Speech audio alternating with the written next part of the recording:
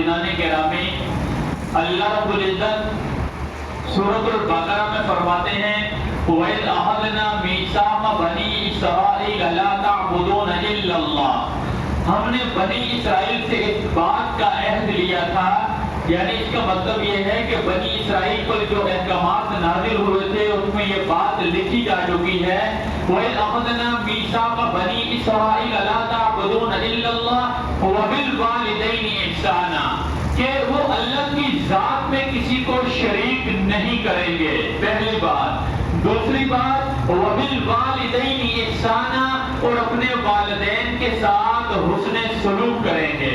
بنی اسرائیل کو جو احکامات نازل ہوئے اس آیت مبارکہ کے مطابق اللہ فرماتے ہیں رب کی ذات میں کسی کو شریک نہیں کریں گے، یعنی اللہ رب العزت وحدہ لا شریک ہے، یہ پہلا حکم۔ پھر دوسرا حکم ان پہ جو نازل ہوا وَبِالْوَالِدَيْنِ إِحْسَانًا، اور اپنے والدین کے ساتھ حسن سلوک کرنے کا حکم ان پہ نازل ہوا۔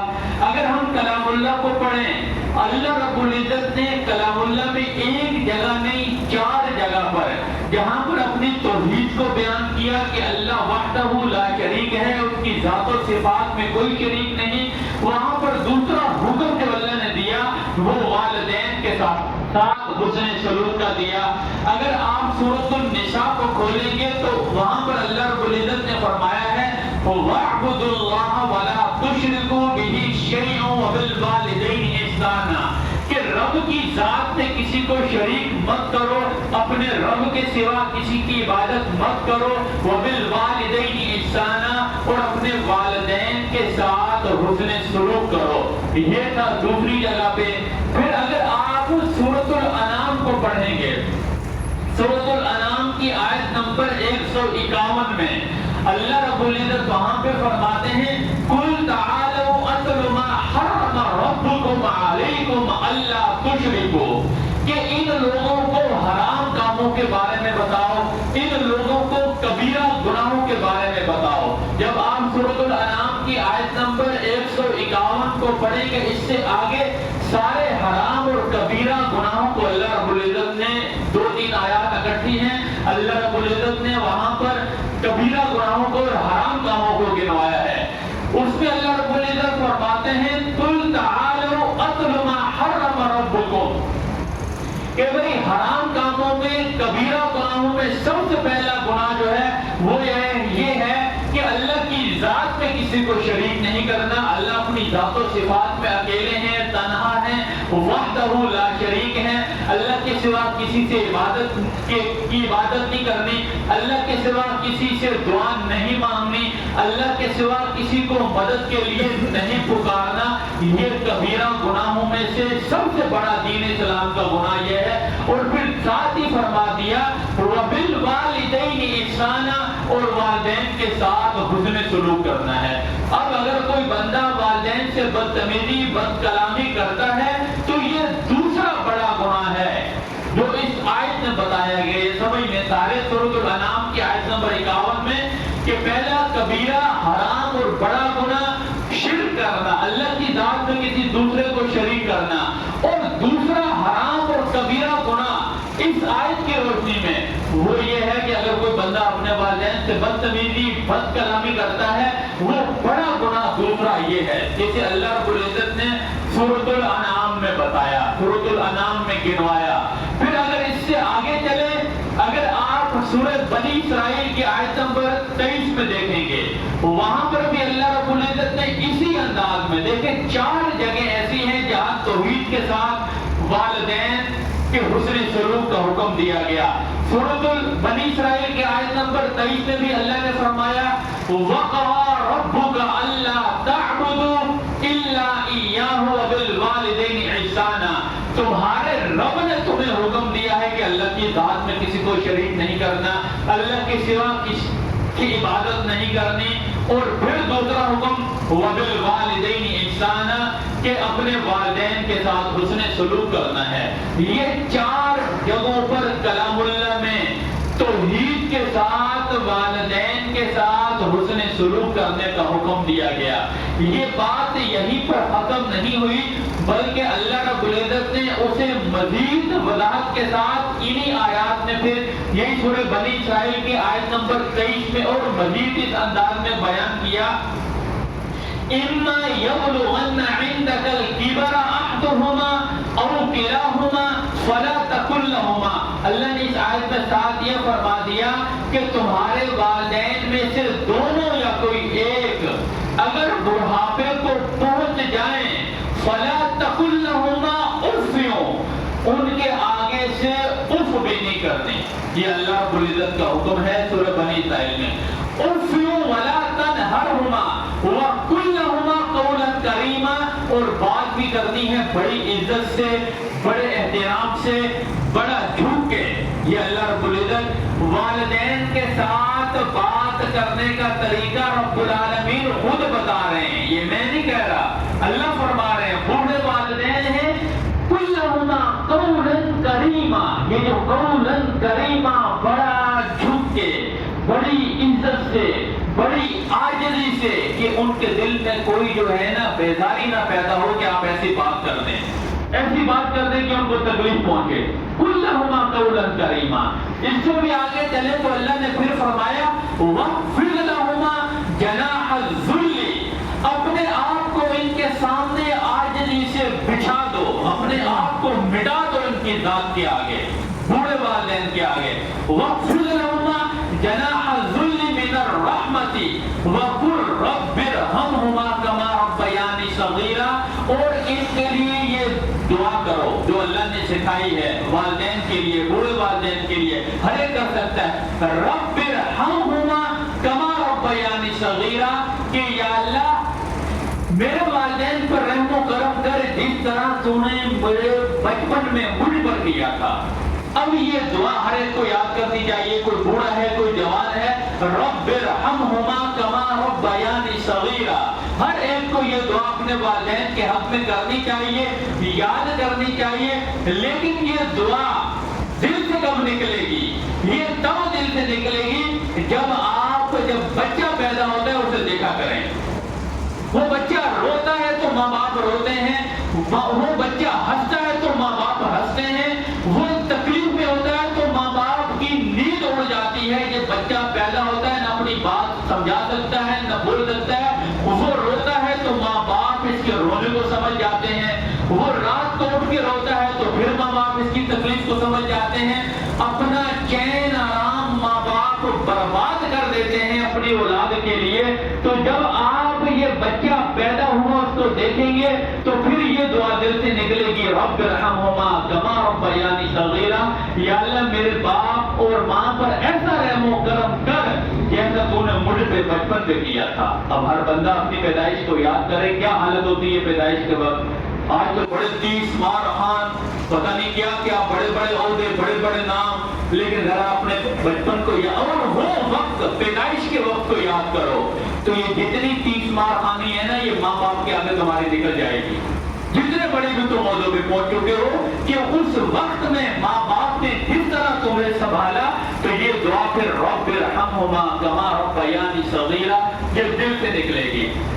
بات یہی نہیں ختم ہوئی، آپ سورۃ الاحقاف میں جائیں گے، وہاں اس کے دوسرے رکوع میں اللہ نے فرمایا ہے وَوَصَّيْنَا الْإِنسَانَ بِوَالِدَيْهِ إِحْسَانًا، ہم نے تاکید کی ہے انسانوں کو والدین کے ساتھ حسن سلوک کی۔ پھر اللہ اس کے آگے ایک وجہ بیان کرتے ہیں، حَمَلَتْهُ أُمُّهُ كُرْهًا وَوَضَعَتْهُ كُرْهًا۔ اس کا معنی اور مفہوم کیا ہے؟ اس کا معنی اور مفہوم یہ ہے کہ ماں نے مشقت پر مشقت برداشت کرتے ہوئے اسے اپنے پیٹ میں رکھا۔ یہ 9 مہینے بڑی مشقت کے لیے ہوتے ہیں۔ پھر اللہ نے فرماتے ہیں اسی آیت میں، اور پھر اس نے جب پیدا کیا اس کو جنا، اس تکلیف کو پھر برداشت کیا۔ اس دونوں تکلیفوں کو اللہ رب العزت، جو ماں ان 2 تکلیفوں کو برداشت کرتی ہے، اللہ رب العزت اسے بھی بیان کر رہے ہیں۔ اسی وجہ سے جب آقا علیہ الصلوۃ والسلام سے پوچھا گیا کہ یا رسول اللہ مرد پر سب سے پہلا حق کس کا ہے، حضور نے فرمایا اس کی ماں کا۔ پھر حضور علیہ الصلوۃ والسلام سے پوچھا گیا یا رسول اللہ عورت پر سب سے پہلا حق کس کا ہے، حضور علیہ الصلوۃ والسلام نے فرمایا اس کے شوہر کا۔ لیکن ہر مرد پر پہلا حق اس کی ماں کا ہے، یہ یاد رکھنا۔ اور آقا علیہ السلام کے پاس ایک صحابی رسول نے آ کے سوال کیا، من احق الناس بحسن صحابتی، یا رسول اللہ میرے حسن سلوک کا سب سے زیادہ حقدار کون ہے؟ حضور علیہ السلام نے فرمایا تیری ماں۔ پھر پوچھا یا رسول اللہ اس کے بعد دوسرے نمبر پر حضور علیہ السلام نے پھر فرمایا تیری ماں۔ پھر آقا علیہ السلام سے پوچھا گیا ثم من یا رسول اللہ اس کے بعد تیسرے نمبر پر حضور علیہ السلام نے فرمایا تیری ماں۔ پھر صحابہ نے پوچھا ثم من یا رسول اللہ اس کے بعد آقا علیہ السلام نے فرمایا ثم ابوک تیرا باپ، چوتھے نمبر پہ۔ یہ پہلے تین حق آقا علیہ السلام نے ماں کے بیان کیے، کیونکہ جو مشقت جو 9 مہینے ماں نے برداشت کیے وہ کوئی نہیں کر سکتا۔ یہ ماں اپنی اولاد کی محبت میں برداشت کرتی ہے، اور آقا علیہ السلام نے اس کو اس انداز میں بیان کیا۔ اور باپ کا بھی جو ہے وہ بھی حق کسی سے کم نہیں ہے۔ آقا علیہ السلام کا فرمان ہے، حضور نے فرمایا رضا ربی فی رضا الوالد وسخط الربی فی سخط الوالد۔ رب باپ کی رضامندی رب کی رضامندی ہے، باپ کی ناراضگی رب کی ناراضگی ہے۔ او کما قال علیہ السلام۔ اور ایک حدیث میں تو اس طرح سے آتا ہے والد کے بارے میں، باپ کے بارے میں، ایک صحابی رسول آئے آقا علیہ السلام کے پاس، اس نے کہا یا رسول اللہ میرا باپ ضرورت مند ہے اور میں مالدار ہوں، تو اس سے میرے مال کی ضرورت ہے۔ حضور علیہ السلام نے فرمایا بیٹی کی کمائی بہترین کمائی ہے، تو بھی اپنے باپ کا ہے، تیرا مال بھی تیرے باپ کا ہے۔ کتنی بڑی بات کہ تو بھی اپنے باپ کا ہے اور تیرا مال بھی تیرے باپ کا ہے۔ تو یہ پورا حق رکھتا ہے والد بیٹے کی کمائی پر، یہ آقا علیہ السلام کا فرمان ہے۔ اور اس کے بعد ایک حدیث میں اس طرح سے آتا ہے کہ حضور علیہ السلام سے پوچھا گیا یا رسول اللہ ماں باپ میرے لیے کیا ہے؟ حضور نے فرمایا ماں باپ تیرے لیے جنت بھی ہیں اور تیرے لیے جہنم بھی ہیں۔ وہ کیسے؟ اس کو بھی اب اس کی تشریح تو کی جا سکتی ہے، لیکن ایک حدیث کے ذریعے اس بات کو مزید واضح کر دیتا ہوں کہ آقا علیہ السلام ایک مرتبہ تشریف فرما تھے اور فرمایا رغم انفو ذلیل و خوار ہو جائے وہ شخص، رغم انفو ذلیل و خوار ہو جائے وہ شخص۔ پھر فرمایا رغم انفو ذلیل و خوار ہو جائے وہ شخص۔ صحابہ نے پوچھا قیل من یا رسول اللہ، یا رسول اللہ کون؟ حضور علیہ السلام نے فرمایا من ادرک والدیہ عند الکبر احدہما او کلیہما ثم لم يدخل الجنہ۔ وہ بندہ ذلیل و خوار ہو جائے، ذلیل و خوار ہو جائے، ذلیل و خوار ہو جائے جو اپنے بوڑھے ماں باپ کو پائے اور ان کی خدمت کر کے جنت کو حاصل نہ کر دے۔ یہ آقا علیہ السلام کی بد دعا ہے کہ اس کو یاد رکھنا، اس کی ذلت اور رسوائی میں پھر کوئی شک نہیں ہے جس کی بد دعا حضور علیہ السلام نے حدیث رسول میں بیان کی۔ تو اس لیے ہر بندہ اس اعتبار سے فکر کرے کہ بھئی اپنے ماں باپ کو کسی قسم کی کوئی اذیت کوئی تکلیف ہم نہ دیں، جس قدر ہو سکے ان کی راحت اور آسانی کے لیے ہم کوشش کریں اور ان کی خدمت کریں، ان کے آگے سے اونچی آواز سے بات مت کریں اور ان کے احکامات کو مانیں۔ آقا علیہ السلام کے پاس ایک صحابی رسول آیا اور اس نے آ کے کہا یا رسول اللہ میں جہاد میں جانا چاہتا ہوں، مجھے جہاد میں جانے کی اجازت دیجیے۔ حضور علیہ السلام نے فرمایا کیا تیرے ماں باپ گھر پہ ہیں؟ اس نے کہا یا رسول اللہ ہے۔ حضور نے فرمایا جا اپنے ماں باپ کی خدمت کر، یہی تیرا جہاد ہے۔ لیکن یہاں پر ایک بات تو سمجھ لینا ضروری ہے کہ بھائی اس کا ہر گرد بھی محدثین نے اس حدیث کی تشریح میں یہ بات لکھی ہے، تو اس لیے میں اس کی وضاحت کر دوں۔ اس کا ہر گرد بھی یہ مطلب کوئی نہیں نکالے گا کہ بھائی کوئی بھی دینی تقاضا آ جائے، جہاد کا اعلان ہو جائے، ہم اس حدیث کو لے کے بیٹھ جائیں، دینی کام کو ہم چھوڑ دیں۔ یہ بات محدثین نے اس حدیث کی تشریح میں لکھی ہے کہ بھائی وہ صحابہ جاتے تھے جہاد پہ، قتال کے لیے جایا کرتے تھے ماں باپ سے۔ اس حدیث کا یہ مطلب لینا ہے کہ یہ اتنا اونچا کام ہے ماں باپ کی خدمت کرنا کہ جہاد میں ایک بندہ اللہ کے راستے میں قتال کر رہا ہے، جہاد کر رہا ہے، یہ اس کے لیے اجر و ثواب، اس جو ماں باپ خدمت کر رہا ہے اس کے برابر ہے اس کا اجر و ثواب۔ تو یہ بات سمجھ لینا ضروری ہے اس انداز میں۔ تو اس بعض اوقات یہ لوگ اس کا یہ نتیجہ نکالتے ہیں کہ نہیں جی ابھی کہیں بھی نہیں جانا، کوئی دینی تقاضا آ جائے، احکامات کا خداوندی آ جائے، حضور کا فرامین آ جائے، ایک حدیث، کبھی بھی کسی ایک حدیث کو لے کے یہ بات سمجھ لینا، آپ اس کا یہ نتیجہ اخذ نہیں کریں گے۔ لیکن یہ بڑا مجاہدے کا کام، لیکن ماں باپ کی خدمت کرنا بھی آسان نہیں ہے میرے بھائی، جو ہے نا رات دن ان کے آگے کھڑے رہنا، یہ بھی کسی جہاد سے کم نہیں ہے۔ تو یہ جہاد ہی ہے، تو یہ اللہ کے راستے میں ہم سب کے لیے جہاد ہے۔